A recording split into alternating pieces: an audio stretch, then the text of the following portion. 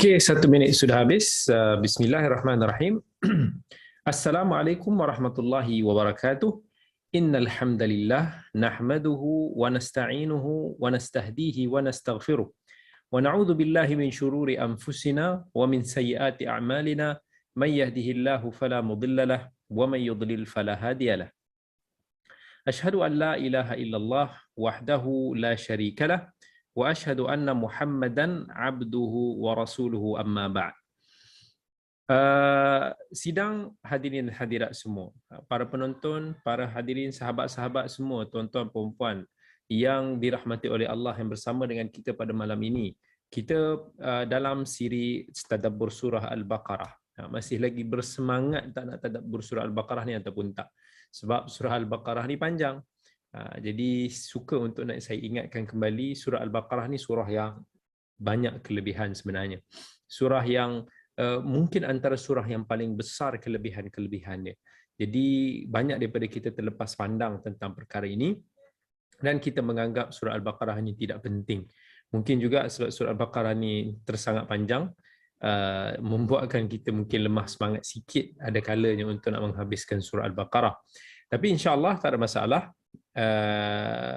Kita cuba sama-sama. Al-Quran kalamullah, satu kalam yang kita tidak akan berasa jemu ataupun bosan untuk kita belajar, untuk kita telaah dan sebagainya. Jadi pada malam yang mulia ini kita teruskan lagi pengajian siri tadabbur surah Al-Baqarah. Kita dah nak masuk ataupun dah nak habis juzuk 1. Kita nak habis juzuk 1 dah. Kita dalam berbaki lebih kurang 2 muka surat setengah lagi untuk kita habis juzuk yang pertama, yakni dalam surah Al-Baqarah. Jadi hari ini kita akan sambung lagi insya-Allah pengajian kita yang seterusnya. Kita berhenti pada siri yang lepas pada ayat 123. Ayat 123. Jadi semua harap-harapnya yang mana hafal tu alhamdulillah dia boleh ingat ayat yang mana 123 tu, dan yang mana yang belum lagi menghafalnya boleh buka Quran masing-masing, insya-Allah kita cuba telaah dan kita tadabbur sama-sama insya-Allah. Baik. Bila kita dah bincangkan pada siri yang lepas ayat-ayat yang berkaitan dengan sikap ahli kitab, apa yang kesyirikan yang telah mereka lakukan. Begitu juga ayat-ayat yang lepas telah membicarakan tentang perbuatan orang musyrikin Arab yang telah menghalang orang-orang Islam daripada menunaikan ibadah di Masjidil Haram.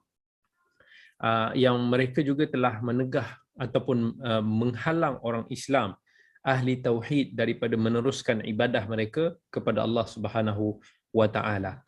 Jadi sekarang ni ayat yang kita akan bicarakan seterusnya ini, yakni ayat 124 ke atas ni adalah ayat yang akan menceritakan tentang Baitullahil Haram. Dimunasabahlah begitu.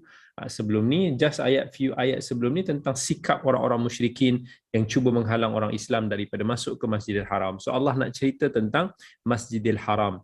Apakah kaitan orang Islam dengan Baitullahil Haram, dan siapakah yang manusia yang telah membinanya, yang telah menegakkan kawaidnya, iaitu Nabi Ibrahim alaihi salam, yang menjadi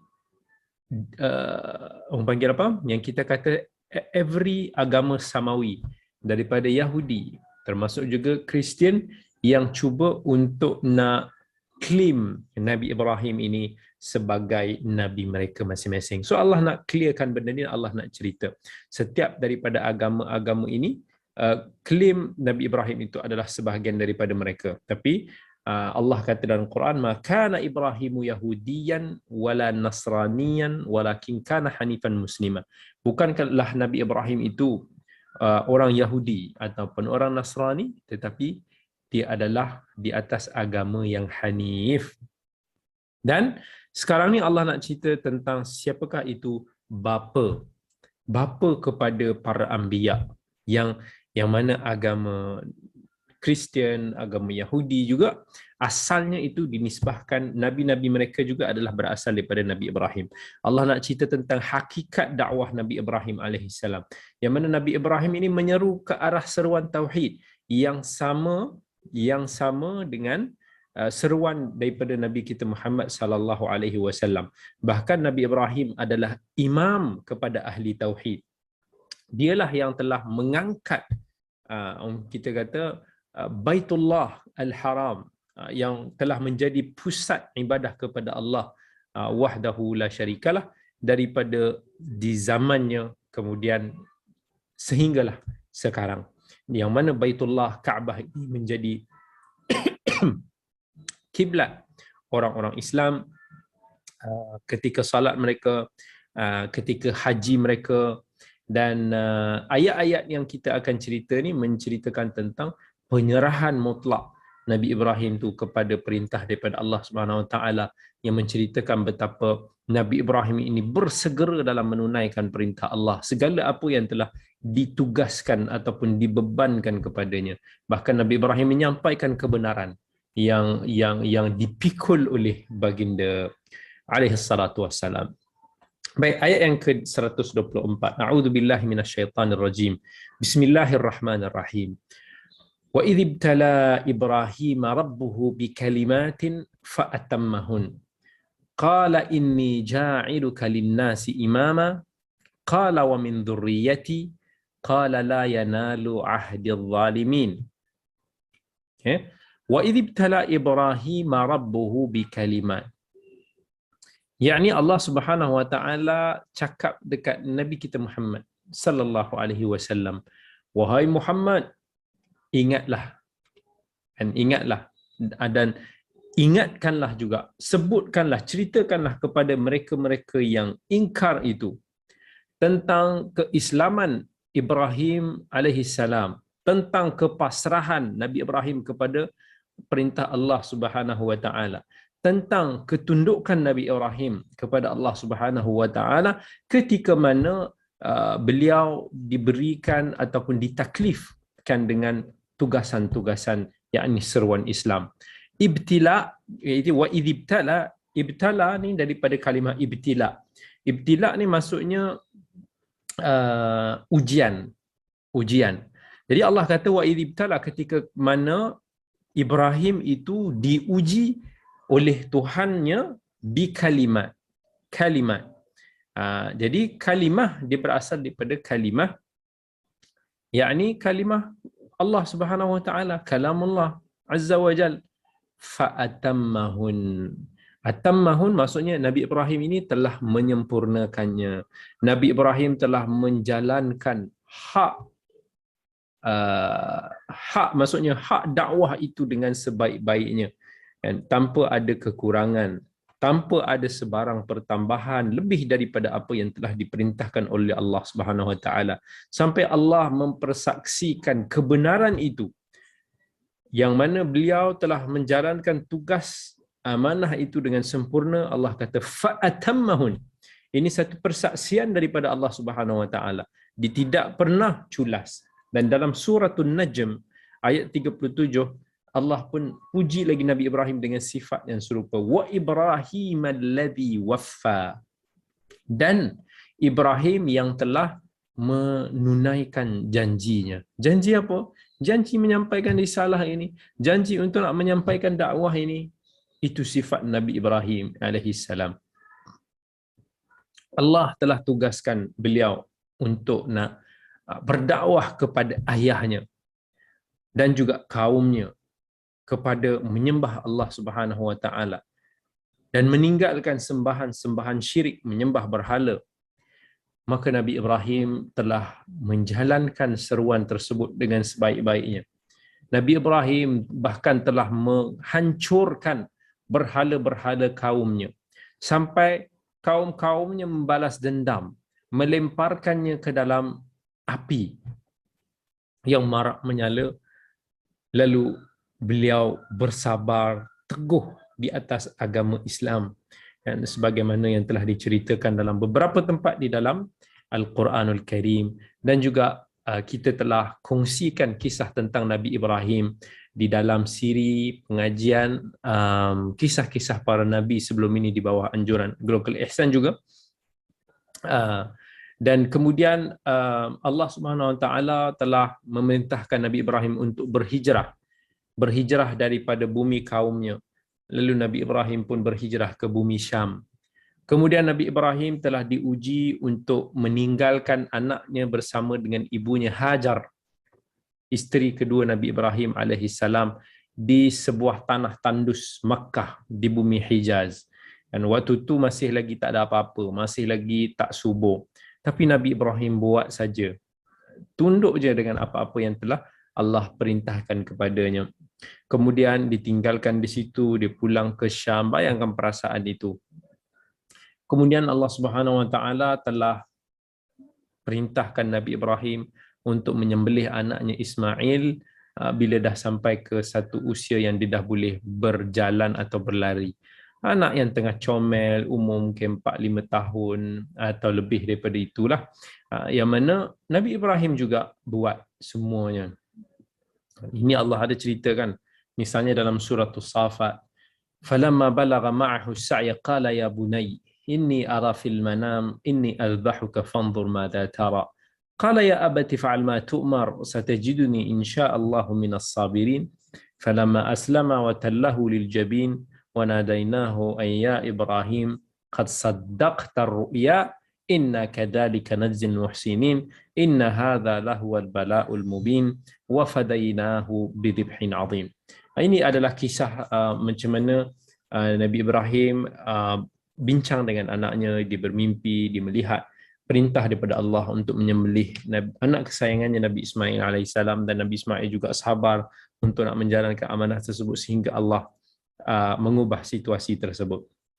So, banyak lagi sebenarnya ujian-ujian, beban-beban, amanah-amanah yang telah ditaklifkan oleh Allah Subhanahu wa Ta'ala, dan Nabi Ibrahim tidak teragak-agak, bahkan bersegera untuk melaksanakannya dengan sebaik mungkin. Maka layaklah Nabi Ibrahim alaihissalam dijadikan sebagai ikon, dijadikan sebagai teladan, dijadikan sebagai imam penghulu bagi segala manusia. Maka apa Allah SWT kata selepas daripada itu? Qala inni ja'iluka linnasi imama.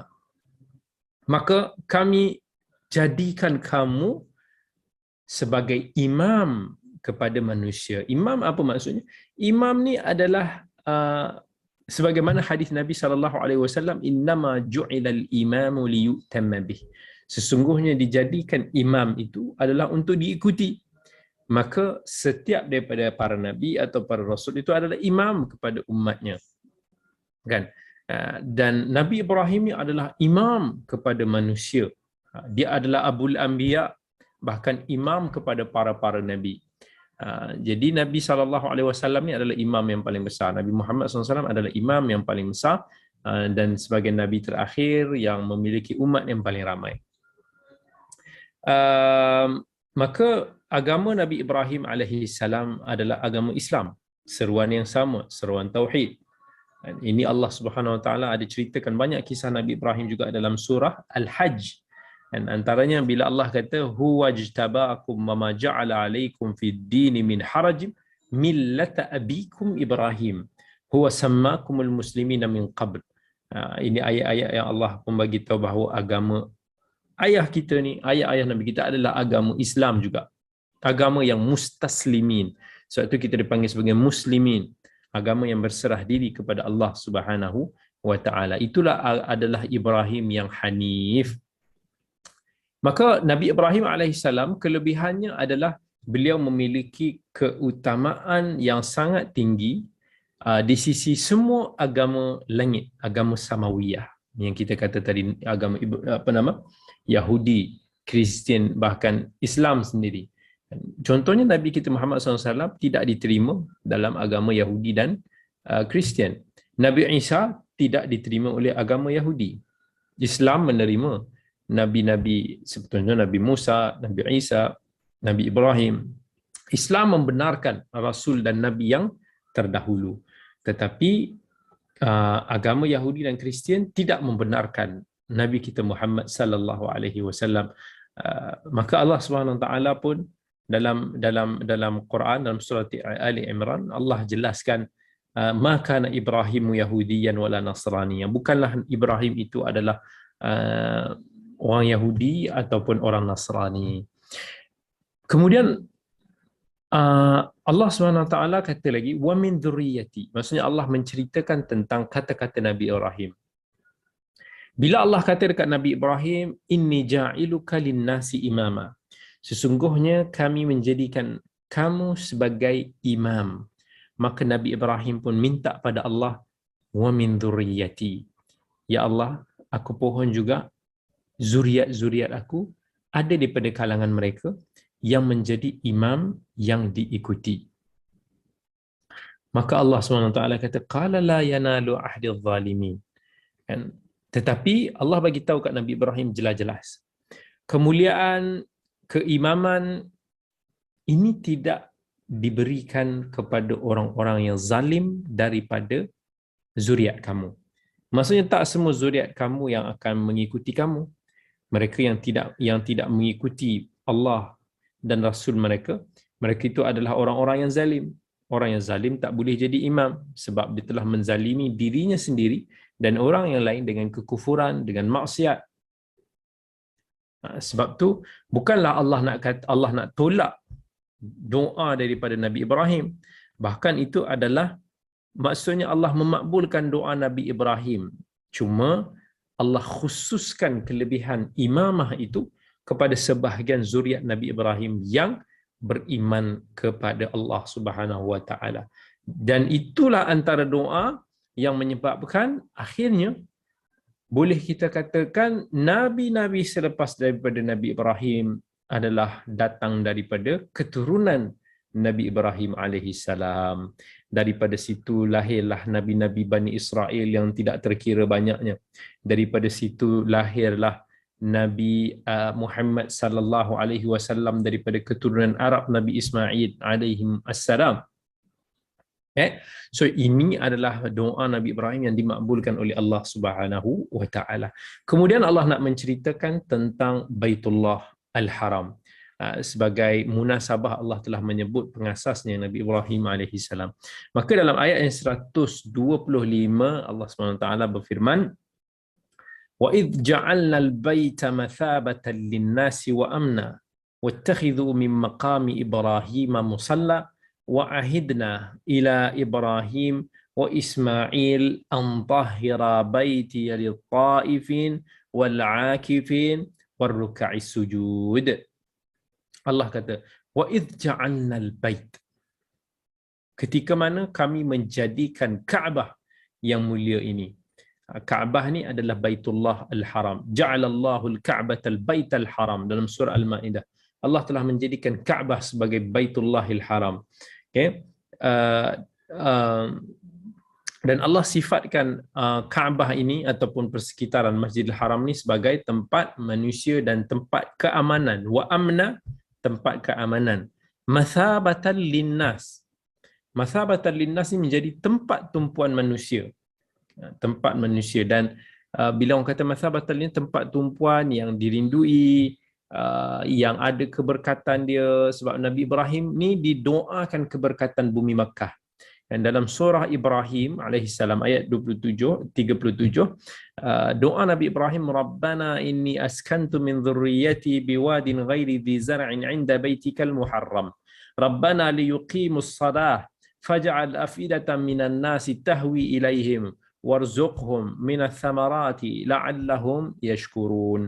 Ini doa yang Nabi Ibrahim, doa tempat Baitullahil Haram yang masa tu masih lagi dalam keadaan kering kontang, tak ada siapa-siapa kat situ, tetapi akan menjadi tempat yang tumpuan manusia.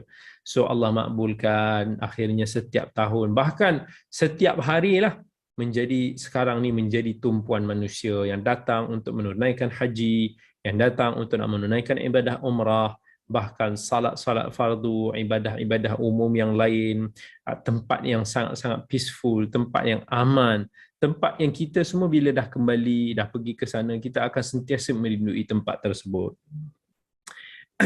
Dan kalau dalam surah Ali Imran, Allah ceritakan lagi tentang Baitullahil Haram, Kaabah ini, dalam ayat surah Ali Imran, dalam sekitar ayat 97, Allah kata, inna awwala baitin wudi'a lin-nas lalladhi bi Bakkata mubarakan wa hudan lil alamin fihi ayatun bayyinatun maqamu Ibrahim wa man dakhalahu kana amina. Kana amina. Ini menjelaskan lagi maksud amna dalam ayat yang kita bacakan tadi. Maksudnya siapa yang masuk ke dalam Baitullahil Haram ni kana amina. Kana amina maksudnya dijamin keamanan dia. Dan Allah pun kata walillahi 'alan nasi hajjul baiti man istata'a ilaihi sabila. Manusia ni dituntut untuk nak melakukan haji semampu yang dia boleh. Siapa yang mampulah. Kemudian Allah Subhanahu Wa Taala menyebut tentang orang Quraisy, orang-orang Arab yang mana mereka tinggal di persekitaran Baitullah. Walaupun mereka ini ketika itu telah mensyirikkan Allah, mereka telah merosakkan agama Nabi Ibrahim dengan syirik, dengan bid'ah, khurafat dan sebagainya, menjadi tempat berhala-berhala yang banyak bertinggung dekat situ. Macam mana dalam surah Al-Ankabut Allah kata awalam yarau anna ja'alna haraman aminan wa yatahattafu an-nasu min hawlihim afa bil batili yu'minun wa bi ni'matillahi yakfurun. Allah cerita balik dekat Allah ingatkan kembali kepada orang Quraisy, kamu ni tak perasan ke? Kan kamu duduk dekat Mekah, dekat dengan tanah haram ni, tempat yang penuh keamanan, sedangkan di persekitaran kamu ni macam-macam penculikan terjadi. Manusia tak aman, berlakunya pembunuhan, berlakunya kezaliman yang pelbagai, walaupun kamu hidup amannya dekat Baitullahil Haram. Afabil batili yu'minun, kamu beriman dengan perkara-perkara yang batil sedangkan kamu kufur kepada nikmat-nikmat Allah. Jadi Makkah sebagaimana yang disebut oleh Ibnu Hajar rahmatullahi alaih sebagai tempat yang aman, tempat yang sejahtera. Buminya adalah tanah haram. Yang mana Allah telah, bila kita kata tanah haram ni, sebenarnya maksud dia tanah yang ada kehormatannya. Ada hurmahnya. Hurmah ni dalam sudut bahasa Arab tu kehormatan lah. Sejak Allah menciptakan langit dan bumi. Kita pun pernah cerita bahawa yang mengasaskan yang pertama sekali adalah Nabi Adam AS.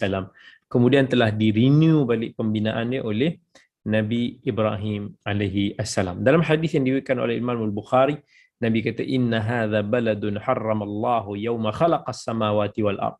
Sejak daripada Allah menciptakan langit dan bumi, Allah telah menjaga kehormatan tanah ini. Maka Nabi kata wa huwa haramun bi hurmatillahi ila yaumil qiyam. Maka dijaga kehormatan dia.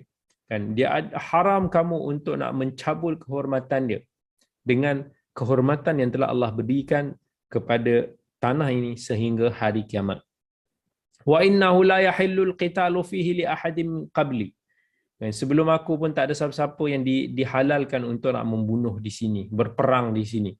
Walam yahilla li illa sa'atan minan nahar fa huwa haramun bi hurmatillahi ila yaumil qiyamah. Nabi tegaskan lagi tentang kehormatan tanah haram. Sebab tu siapa yang mencabul kehormatan tanah haram ini dengan maksiat, dengan kezaliman, dengan kesyirikan, kekufuran dan sebagainya, maka dia dilaknat. Dan ketika mana Nabi Ibrahim AS membina Kaabah, beliau juga adalah manusia yang disebut pertama kali menyeru manusia untuk menunaikan haji. Dan Allah telah memuliakan Nabi Ibrahim sebagai manusia yang pertama menyeru manusia semua untuk datang ke Mekah dan untuk melaksanakan haji. Bahkan antara cara Allah memuliakan Nabi Ibrahim AS sampai ke sekarang, tengok ada contohnya amalan-amalan sunat yang kita boleh lakukan selepas kita tawaf, kita solat dekat dengan makam Ibrahim. Makam Ibrahim ni tempat yang ada kesan tapak kaki Nabi Ibrahim AS, batu yang mana dia kemik sikit masa Nabi Ibrahim ni tengah bina tengah bina Kaabah tersebut. Sebab tu Allah kata wattakhidhu min maqami Ibrahim musalla. Kan orang Islam ni disyariatkan sunat untuk kita solat lepas kita tawaf tu, solat dekat dengan makam Ibrahim tersebut. So masa Nabi SAW pun solat dekat dengan makam Ibrahim ketika Nabi melaksanakan haji wada'. Ini ada disebutkan dalam dalam hadis Jabir radhiyallahu an yang diriwayatkan oleh Al-Imam Muslim. Jadi maksud makam di sini macam mana yang ditafsirkan oleh Ibnu Katsir adalah tempat yang Nabi Ibrahim berdiri masa di tengah membina Kaabah. Mungkin sejenis tanah yang mungkin terkemik sikit, ada kesan tapak kaki Nabi Ibrahim alaihissalam masa dia sedang membina dengan anaknya.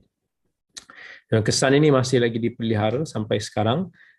Sampai ke zaman jahiliah dulu pun mereka masih lagi memelihara kesan sejarah ini. Dulu tapak kaki Nabi Ibrahim ini dilekatkan zaman-zaman dulu, zaman jahiliah dulu, dilekat dengan dengan dinding dekat Kaabah. Dia dekat dengan pintu lah, dekat dengan kawasan Hajar Aswad tu juga. Macam mana kita nak sebut kan. Tetapi zaman Amirul Mukminin Umar bin Al-Khattab radhiyallahu an, dia anjakkan sikit ke belakang supaya ada ruang untuk orang berjalan kat situ semualah. Kemudian Allah SWT berfirman lagi, wa ahidna ila Ibrahim wa Ismail. Kami perintahkan Ibrahim dan anaknya Ismail, kami wajibkan kepada mereka antahira baitiya, supaya menyucikan Kaabah yang dimuliakan ini daripada kesyirikan, daripada berhala, litaifin, untuk orang-orang yang menyembah Allah Subhanahu Wa Taala, supaya mereka dapat melakukan tawaf di sekeliling Kaabah, wal akifin, dan mereka yang tinggal ataupun stay dekat dengan Kaabah, warruka'is sujud, dan juga kepada orang-orang yang melakukan rukuk dan sujud. Jadi Allah perintahkan mereka ni untuk nak jaga kehormatan Kaabah ini supaya tidak disyirikkan ataupun tidak dimasukkan elemen-elemen syirik. Sebab tu kita tengok dekat Makkah, dekat Madinah, tempat-tempat ni kita nampak kurang sikit tinggalan-tinggalan sejarah. Ada orang marah lah, kenapalah ni lah, bukanlah kata runtuhan tu semuanya daripada zaman sekarang, daripada zaman kerajaan Saudi sekarang. Benda ni dah berlaku ada zaman daripada zaman Khalifah Umar sendiri, zaman khilafah dulu pun, disebabkan Mekah dengan Madinah ni lah tempat yang paling banyak orang nak melakukan syirik ataupun khurafat. Yalah, sebab inilah tempat sejarah Islam.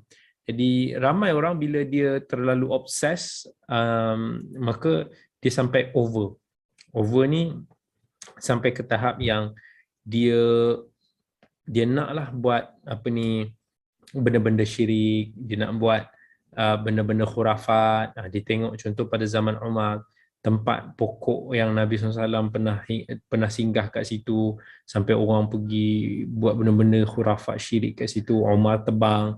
So bila ada kesan-kesan ni, ramai orang sampai sekarang pun kita tengok macam-macam. Saya pun dulu kalau tawaf lah dekat Kaabah tu, nampaklah orang duk pakai tangkal lah, banyakkannya daripada India atau Pakistan. So ada kita dengan kawan-kawan Arab yang jenis berani-berani ni, biasanya dia akan menegur lah, dia akan pegang, dia tengok adalah macam pakai gulung-gulung sikit lelaki kat situ, diminta untuk nak cabut. Memang dalam tu ada macam-macam mentera, banyak sangat benda-benda ni jadi. Dekat kubur-kubur, kita tengok contohnya dekat makam Nabi kita Muhammad sallallahu alaihi wasallam, orang duk baling duit lah dalam tu, orang duk doa lah dekat situ, doa minta daripada kubur dan sebagainya. So benda-benda macam ni lah yang menyebabkan mungkin tindakan daripada pemerintah-pemerintah daripada dulu sampai sekarang yang nak memelihara akidah itu lebih, tauhid ummah ini lebih daripada memelihara kesan tinggalan. So sebab tu tak berapa banyak kesan-kesan tinggalan lah, sebab ini tempat yang paling menjadi tumpuan. Jadi Allah Subhanahu Wa Taala sebutkan keberkatan tanah haram Mekah ini adalah juga hasil daripada doa daripada Nabi Ibrahim alaihissalam. Doa ni sangat penting. So apa doa dia? Itulah yang disebutkan dalam ayat yang 126. Allah kata, wa id qala Ibrahim rabbi ja'al hadha baladan aminan warzuq ahlahu minas thamarati man amana minhum billahi wal yawmil akhir. Qala wa man kafar فأمتعه قليلا ثم أضطره إلى عذاب النار وبئس المصير. Allah kata, wa idh qala Ibrahim rabbi ja'al hadha. Ingatlah ketika mana Nabi Ibrahim didoa kepada Tuhan dia, wahai Tuhan kami, jadikanlah ini, tempat ini, Makkah ini, tempat yang aku tinggalkan anak bini aku Hajar, baladan amina. Nabi doa supaya tanah haram ini di Mekah ini menjadi baladan, satu tempat, negara, kawasan yang makmur, yang aman. Inilah Mekah Ummul Qura. So ini doa daripada Nabi Ibrahim alaihissalam.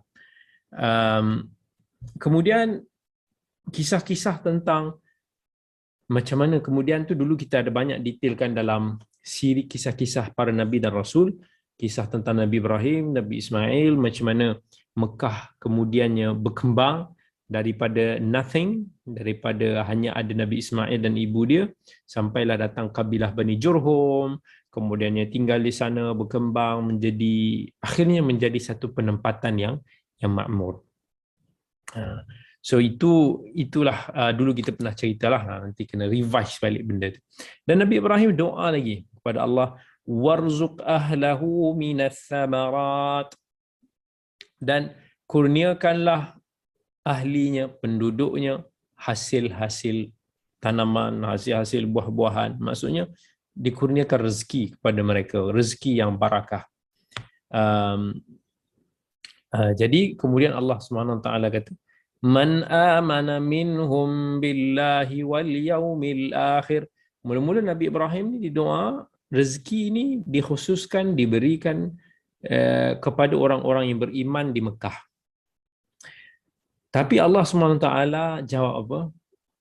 Takdir Allah, hikmah-hikmah yang tertentu, Allah tak nak khususkan rezeki dunia ini hanya kepada orang yang beriman. Sebaliknya diberikan kepada semua orang yang beriman ataupun yang kafir. Sebab tu Allah kata qala wa man kafar. Allah kata termasuk orang yang kafir aku akan beri. Maksudnya no problem, aku akan makbulkan doa engkau wahai Ibrahim, aku akan beri rezeki kepada orang yang beriman, but termasuk juga orang yang kafir. Sebab pemberian kepada orang yang kafir ini juga sebagai satu ujian. Ujian itu berbentuk tadarruj. Kita kata idraj. Maksudnya di dunia ni Allah akan bagi mereka keseronokan, kesenangan. Tetapi keseronokan ini tak lama. Sekejap je. Kemudian di akhirat nanti mereka akan diazab ke dalam api neraka. Akan dihumban, akan diseksa. Sebab tu Allah kata qala wa man kafara fa umatti'uhu qalila, dan orang kafir itu kami bagi keseronokan yang sementara kepada mereka, thumma attarruhu ila adzabin nar, kemudian mereka juga akan diheret ke dalam api neraka, wa bi'sal masir, dan tempat mereka sebenarnya adalah di dalam neraka Jahannam. Jadi Allah dah janji kepada kita, rezeki Allah akan berikan kepada sesiapa yang beriman dan sesiapa yang tak beriman.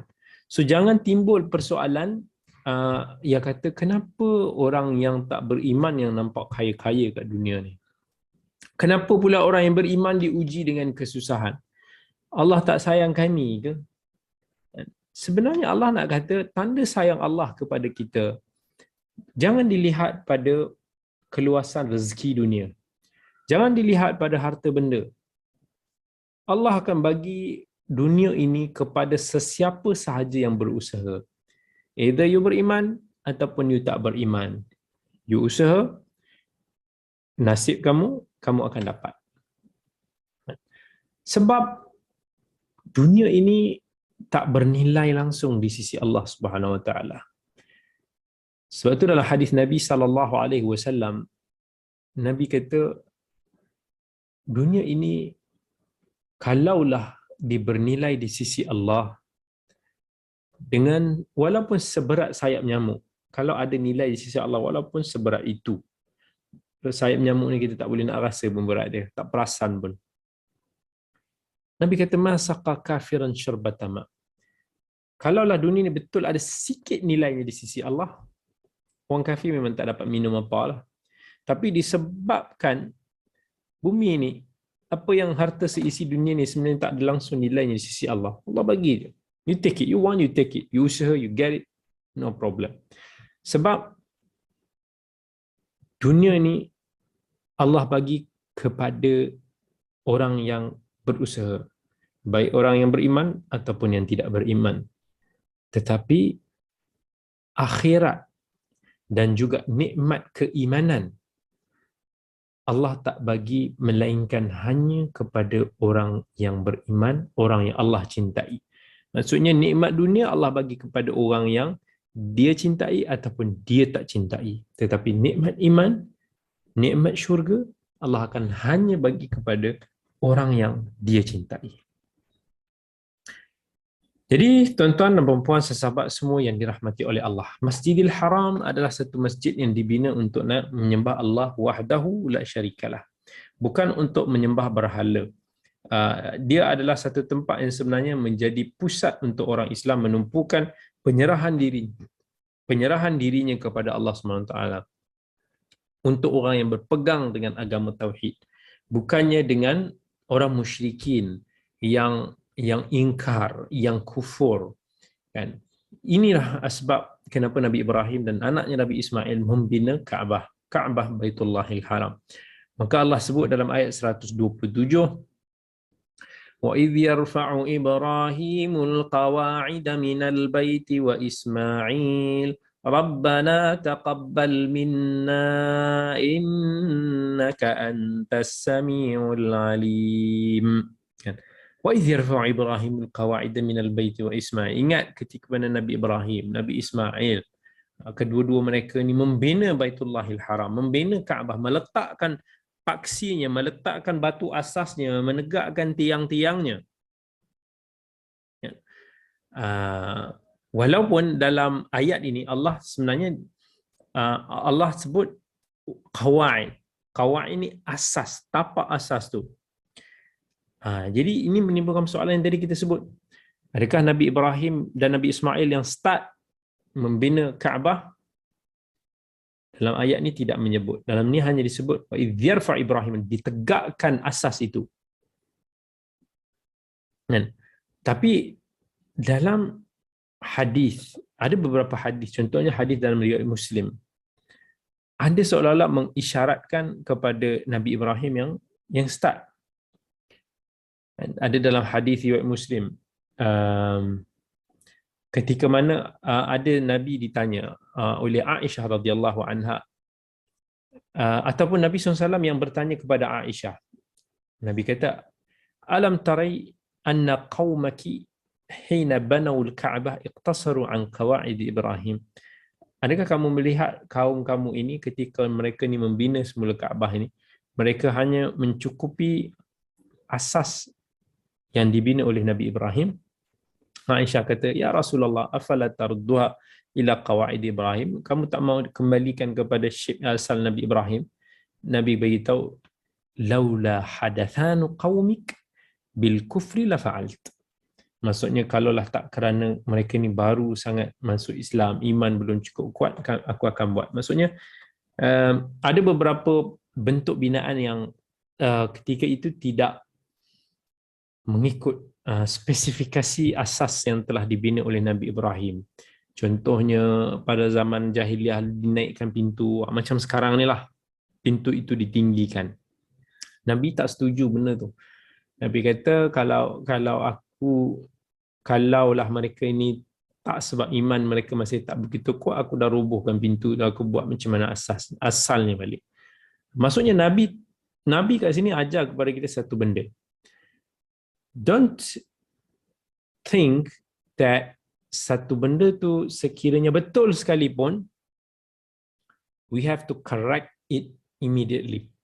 No. Ada perkara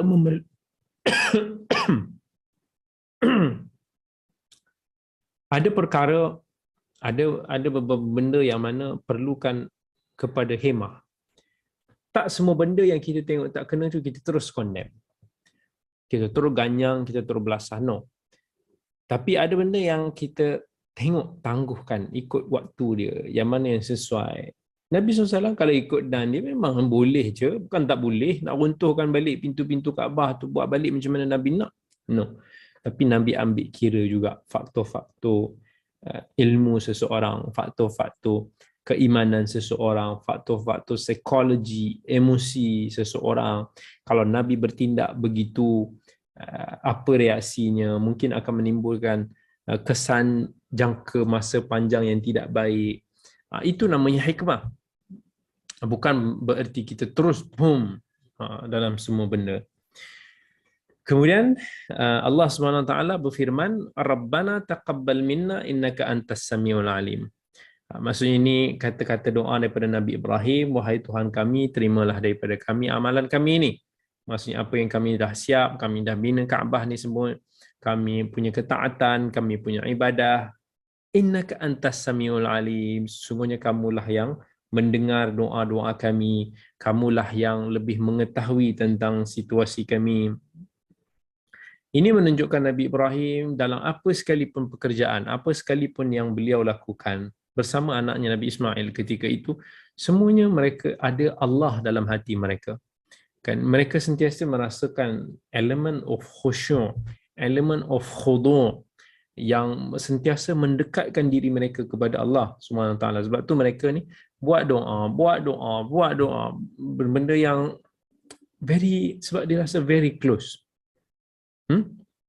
Dan Nabi Ibrahim doa lagi dalam ayat yang 128, Rabbana waj'alna muslimaini laka wa min dhurriyyatina ummatan muslimatan lak wa arina manasikana wa tub alaina innaka antat tawwabur rahim.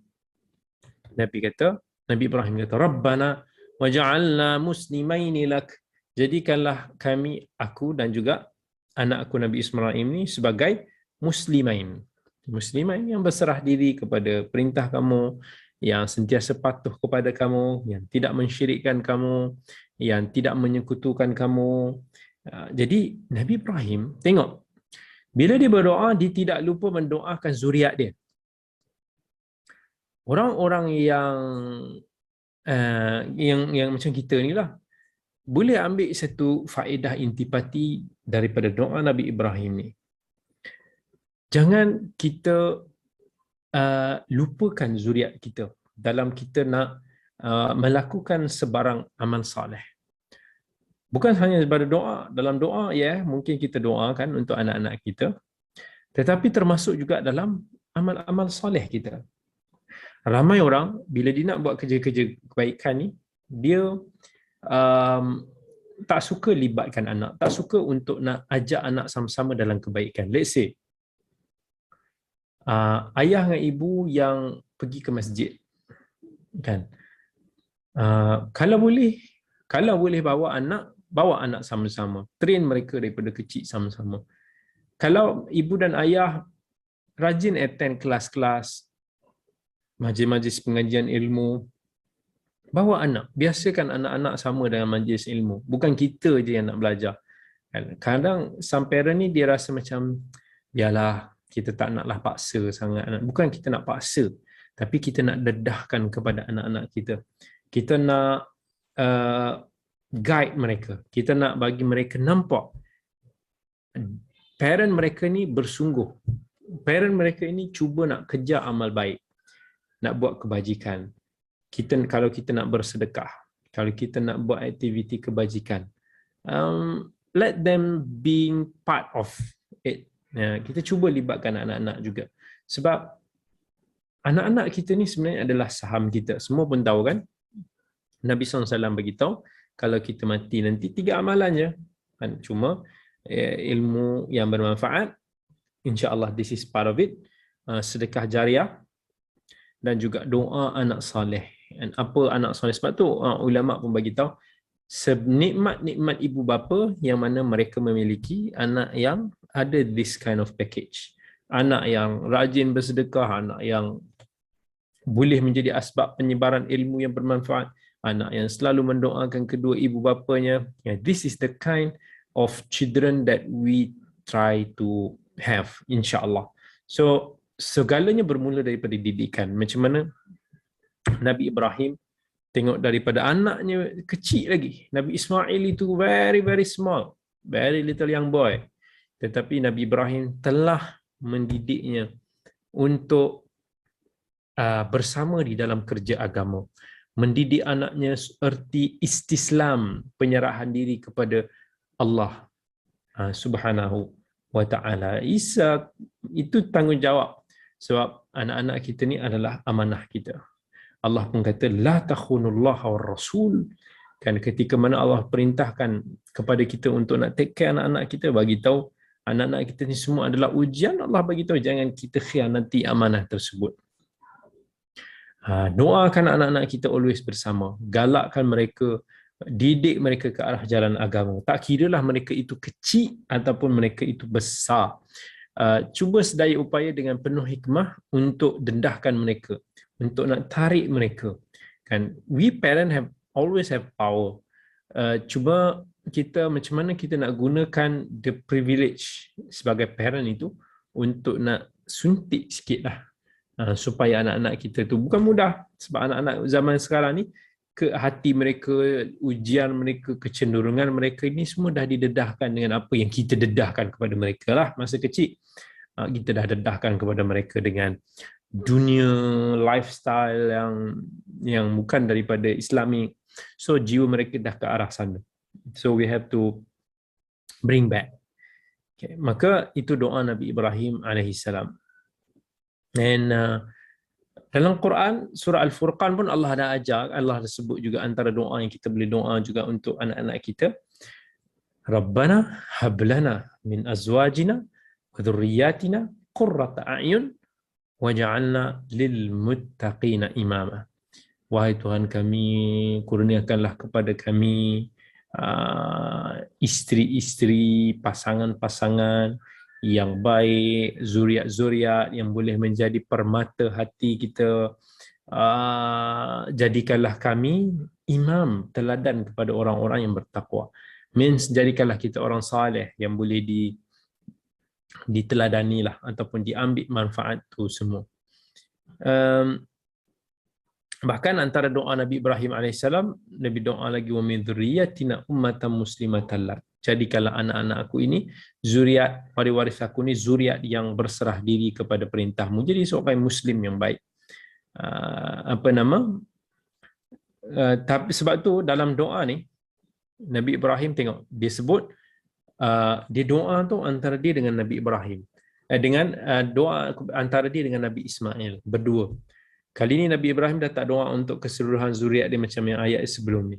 Barangkali disebahkan daripada adab Nabi Ibrahim alaihissalam bila mana telah ditegur oleh Allah, yang mana Allah kata tak semua zuriat kamu ni akan mendapat doa kamu ni lah.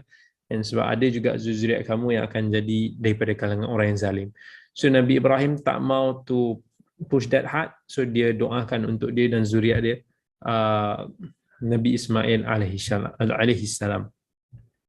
Jadi orang Arab pun daripada keturunan Nabi Ismail alaihissalam, Bani Israel pun ada juga daripada keturunan Nabi Ibrahim alaihissalam. Maka dalam ayat yang ke-129 Allah kata Rabbana wab'ath fihim rasulan minhum yatlu alaihim ayatik wa yu'allimuhumul kitaba wal hikmah wa yuzakkihim. Wahai Tuhan kami, kan, utuskanlah daripada kalangan mereka, maksudnya jadikanlah dari kalangan zuriat aku ini rasul yang mana akan membacakan kepada mereka ayat-ayatmu, yang akan mengajarkan kepada mereka kitabmu, wal hikmah. Hikmah ni juga sebagai mufassirin menyebut ialah maksudnya seruan syariat sunnah para rasul, wa yuzakkihim, yang menyucikan mereka daripada syirik. Maksudnya Nabi Ibrahim knows some of them akan menjadi orang-orang yang musyrik, orang-orang yang mengkufurkan Allah Subhanahu Wa Taala. So Nabi Ibrahim minta semoga ada pembimbing, ada rasul yang boleh memberikan peringatan kepada mereka. So doa inilah yang dimakbulkan oleh Allah Subhanahu Wa Taala dengan takdir Allah, dijadikan daripada zuriat Nabi Ibrahim di Makkah ini. Siapa rasul tu? Nabi kita Muhammad sallallahu alaihi wasallam. Maka Allah utuskan, Allah kata dalam surah Jum'ah ayat 2, huwallazi ba'atha fil ummiyina rasulan minhum. Allah mengutuskan kepada ummiyin, bangsa yang ditafsirkan ulama sebagai bangsa yang buta huruf ini, seorang rasul daripada kalangan mereka. Means Allah makbulkan doa Nabi Ibrahim untuk ada daripada kalangan penduduk di Makkah ini, daripada zuriat dia, mereka yang menjadi rasul. So rasul itu adalah Nabi kita Muhammad sallallahu alaihi wasallam. Wa arina manasikana, kan, yang mana mengajar kepada kami ibadah-ibadah yang boleh menghampirkan diri kami kepada kamu ketika mana mereka datang ke Baitullahil Haram ini. Sebab ibadah ini dia tidak datang, ibadah ini dia bukan dengan pandangan kita semata-mata. Tak boleh, bukan pandangan kita. Sebab dia mesti datang daripada sumber wahyu. Bila Allah syariatkan manasik haj, kita melakukan haji, kita melakukan umrah, ihram, hukum hakam, tawaf, sa'i, semua ni mesti datang daripada Allah dan Rasul. Kemudian Nabi Ibrahim pun doa kepada Allah, wa tub alaina, terimalah taubat kami. Semulia-mulia Nabi Ibrahim alaihissalam, dia mengiktiraf tentang kelemahan dia sebagai manusia. Nabi Ibrahim walaupun dia adalah manusia yang kalangan yang termulia, yang merupakan kekasih Allah, yang Allah jadikan dia sebagai khalil, kekasih yang istimewa, tapi dia sentiasa bertaubat. Para Nabi begitulah sifat tawadhu'nya. Lagi Allah bagi nikmat, lagi itulah mereka ini semakin dekat, semakin kembali kepada Allah. Dia tak macam kita lah. Kita ni Allah bagi sikit kelebihan, sikit kenikmatan, kita mula lupa. Kan, kita mula anggap kita rasa macam no need to spend more effort untuk jalan agama. Nabi dulu sampai ke tahap walaupun dia diampunkan Allah segala-galanya, tapi tengok macam mana Nabi salat dalam keadaan yang pecah-pecah, bengkak-bengkak kaki dia. Bila ditanya dia kata afala akuna abdan syakura, tidak bolehkah aku menjadi hamba yang bersyukur. Nabi Ibrahim dia bertaubat kepada Allah selalu sesaban ketika, walaupun Nabi Ibrahim ni tak ada buat maksiat, tak ada melakukan dosa seperti mana yang dia sangkakan pada dirinya. Dia merayu pada Allah, innaka antat tawwabur rahim, engkau lah yang maha penerima taubat lagi maha melimpah kasih sayangnya. Didoa lagi pada Allah dalam ayat 129, Rabbana wab'ath fihim rasulan minhum yatlu alaihim ayatika wa yu'allimuhumul kitaba wal hikmah wa yuzakkihim innaka antal azizul hakim. Yang tadi kita dah bagi tahu, Allah telah makbulkan dan istijabkan doa Nabi Ibrahim alaihissalam, dan ia adalah merupakan penutup para nabi, nabi akhir zaman. Tiada lagi nabi selepas daripada itu. Jadi Rasul ini yang akan mengajar Al-Quran kepada umat dia. Al-hikmah ni tadi kita kata antaranya sunnah Nabi sallallahu alaihi wasallam. Sebab sunnah Nabi sallallahu alaihi wasallam inilah yang ulama kata dalam tafsir al-hikmah ni yang akan menjelaskan dengan lebih clear tentang apa yang betul, apa yang tidak betul, apa yang perlu diletakkan pada tempatnya. So itulah hikmah. Hikmah, the wisdom, the this is all in sunnah Nabi sallallahu alaihi wasallam. Dan Allah bagi tahu, wa may yu'tal hikmata faqad utiya khairan katsira. Siapa yang diberikan hikmah maka sesungguhnya telah berikan kebaikan yang banyak. Ramai orang yang berilmu tetapi tak ramai orang yang berhikmah. Ada orang bila dia ada ilmu, dia kadang-kadang ditibai, dia langgar sana, dia cakap dia suka hati, dia nak provoke sana sini, dia nak perli sini sana sini, dia buat je. Dia tak fikirkan sangat impact ni. Hikmah ni is very halus di sebalik tu. Dia tahu nak letak pada waktu dia, pada tempat dia, dia ada passion dia, dia ada sabar dia.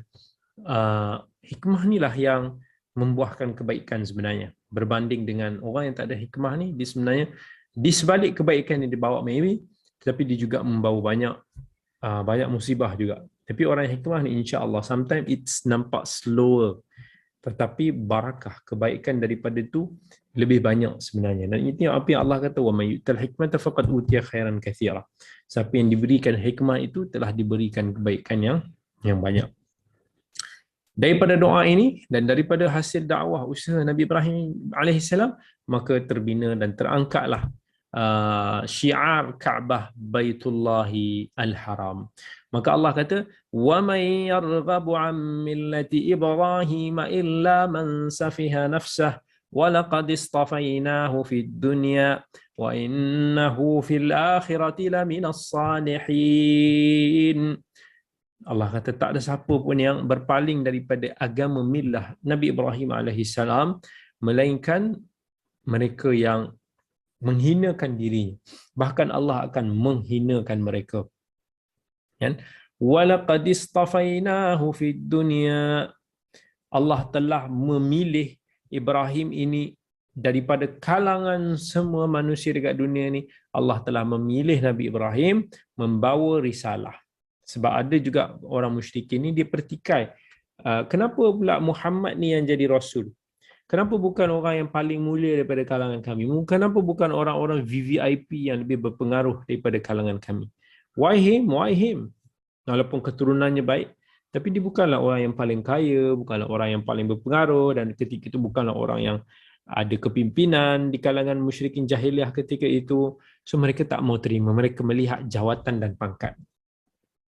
Wa innahu fil akhirati laminas salihin. So ini ganjaran kepada Nabi Ibrahim alaihi salam yang qanitan lillah. Dalam surah An-Nahl Allah kata orang yang sangat patuh kepada Allah Subhanahu wa taala, syakiran li an'umih, yang sangat bersyukur dengan segala nikmat yang Allah telah kurniakan kepadanya. Hasilnya wahadahu ila siratim mustaqim. Natijah dia Allah telah membimbing, membawa Nabi Ibrahim ke jalan yang lurus. Wa atainahu fid dunya hasanah wa innahu fil akhirati laminas salihin. Allah telah berikan kepada Ibrahim ini kebaikan di dunia dan di akhirat. Dia adalah tergolong daripada kalangan orang-orang yang saleh. Tak dinafikan, Allah Maha mengetahui nikmat itu nak diberikan kepada siapa daripada kalangan hamba-Nya. Kita bersyukurlah kita ni Allah pilih kita jadi orang-orang Islam. Lahir-lahir pun dah jadi orang Islam. Allah perintahkan dalam ayat 131, idh qala lahu rabbuhu aslim qala aslamtu li rabbil alamin. Ketika mana Allah cakap dekat Nabi Ibrahim ni, aslim nafsak, serahkan dirimu, islamkan dirimu, terimalah tugasan ini, sebarkanlah ini, lakukanlah perintah ini. Aslim, you have to obey your God. Nabi Ibrahim kata, qala aslamtu li rabbil alamin, aku menyerahkan jiwa ragaku, hatiku, segala tentang diriku ini kepada Allah Rabbul Alamin. Tiada Tuhan selain daripadanya. Bayangkan kita, bila orang nasihat kita, bila orang ajak kita melakukan kebaikan, bila orang minta kita berubah ke arah yang lebih baik, kita apa jawapan kita? Adakah kita menjawab seperti mana jawapan Nabi Ibrahim, aslamtu li rabbil alamin? Tak. Kita jawab apa? Nantilah. Tunggulah aku betul-betul ikhlas. Nantilah, seruan belum sampai lagi. Tengoklah macam mana dulu. Itu apa yang kita akan katakan. Berbeza dengan Nabi Ibrahim, bila Allah kata aslim, dia pun terus sahut, aslamtu lillahi rabbi al-alamin. Semoga Allah jadikan kita sebahagian daripada golongan yang muslim, golongan yang berserah diri kepada Allah Subhanahu wa taala, golongan yang insya-Allah boleh menjadi hamba Allah yang lebih baik, insya-Allah. Baik, kita berhenti dulu setakat ini. Kita tengok kepada, mungkin ada beberapa soalan yang ditanyakan di sini. Right, ada yang tanya, Assalamualaikum Ustaz. Dia tanya, kawan saya tak hafal doa kunut. Betul ke kita kena hafal doa kunut untuk kita solat subuh? Right. First kali, kita kena faham isu doa kunut ni adalah isu fiqh. Isu fiqh ni isu-isu tentang macam mana tata cara kita beribadat. So kita jangan gaduh-gaduh dalam bab ni, jangan kita pecah-pecah dalam bab ni. Sebab isu doa kunut ni adalah khilaf daripada kalangan 4 mazhab pun berkhilaf dalam bab ni. Dalam contohnya mazhab Maliki dan mazhab Syafi'i, dia kata ada subuh tu ada kunut. Cuma mungkin dalam mazhab Maliki ni dia doa kunut tu sebelum rukuk. Dalam mazhab Syafi'i doa kunut tu selepas daripada rukuk yang kedua. Mazhab Hanafi, mazhab Hanbali kata tak dituntut kunut ini pada waktu subuh, melainkan dalam situasi yang ada nawazil, ada suasana-suasana yang penting ataupun musibah-musibah yang melanda. So basically punca khilaf di kalangan ulama-ulama mazhab, para ulama ni semua adalah perbezaan mereka dalam menilai status sesetengah hadis dan cara mereka memahami hadis-hadis berkaitan. Saya tak mau nak terlalu perincikan, cuma saya simpil ataupun rumuskan, saya sebut sikit beberapa punca tersebut. Sebab contohnya ada yang kata ada kunut pada waktu subuh, mereka gunakan hadis dalam riwayat Ahmad. Nabi SAW kata, mazal Rasulullah mazal Nabi SAW yaqnut fil fajri hatta faraqad dunya. Nabi ni berterusan masih lagi dia menunaikan ataupun melakukan kunut pada waktu subuh sehinggalah beliau meninggalkan dunia. Sebab tu dalam mazhab Syafi'i mereka mengatakan kunut pada waktu subuh ni sebagai sunat muakkad. Kalau tak buat sah salat, tapi sujud sahwi.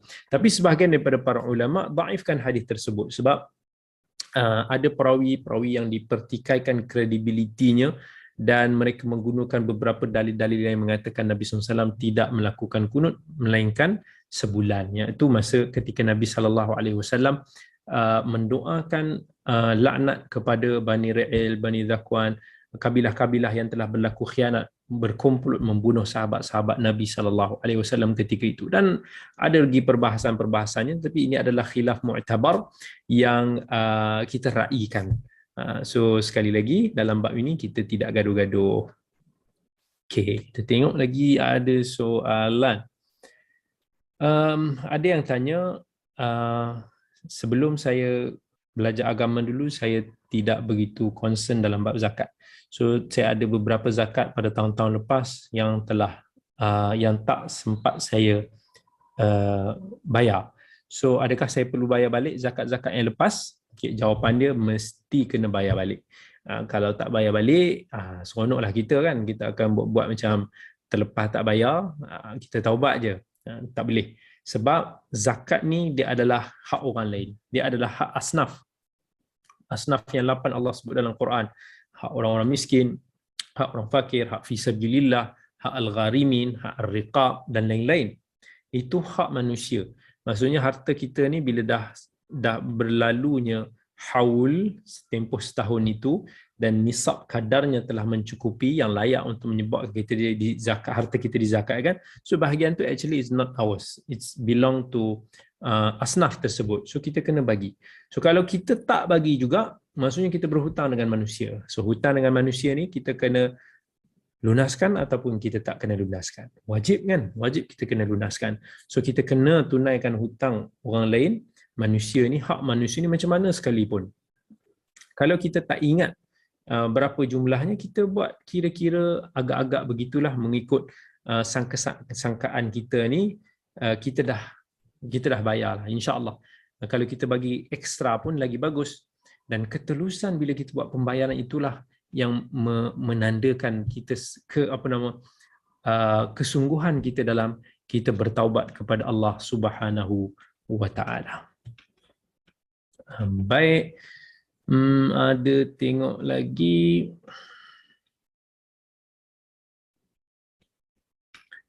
Okey, saya rasa setakat itu saja dulu pada malam ini.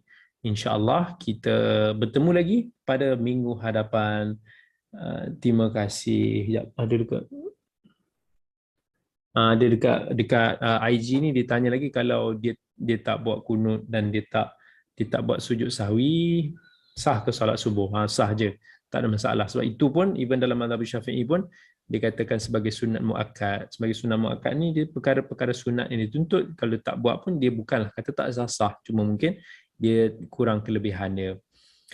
Baik, jazakumullah khairan. Terima kasih banyak kepada penganjur kita Global Ihsan. Terima kasih juga banyak-banyak kepada hadirin hadirat, tuan-tuan, perempuan semua yang dirahmati Allah yang bersama dengan kita pada malam ini di live IG, Facebook, Zoom dan sebagainya. Barakallahu fikum. Mohon maaf atas segala kekurangan. Moga-moga Allah berkati ilmu majlis yang kita hadiri pada malam ini. Aqulu qawli hadza wa astaghfirullahal azim li wa lakum. Wassalamualaikum warahmatullahi wabarakatuh. Jumpa lagi.